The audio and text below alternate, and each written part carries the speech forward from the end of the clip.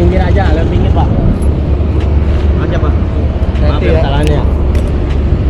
Viral petugas tol Tomang peras pemotor yang tersasar sebesar Rp500.000.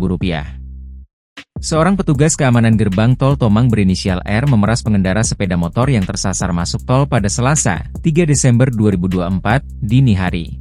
Jadi korban ini ceritanya naik motor tapi salah jalan, dia pikir itu jalan biasa ternyata masuk tol, kata Kanit Reskrim Polsek Palmerah AKP Rahmat saat dikonfirmasi, Kamis, 5 Desember 2024. Saat hendak memutar arah, petugas R memberhentikan kendaraan korban menggunakan mobil bertuliskan Kamtip dengan nomor polisi B1143AKR.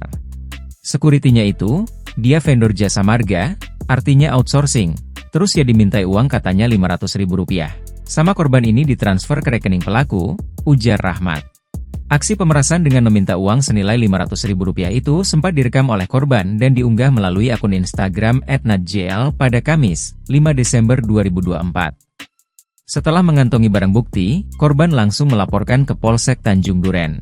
Karena tempat kejadian perkara di wilayah Palmerah, dari Polsek Tanjung Duren ya ke Polsek Palmerah, kemudian kami tindak lanjuti, ucap dia. Berbekal laporan tersebut, polisi akhirnya berhasil menangkap R di TKP. Pinggir aja, lebih pinggir pak.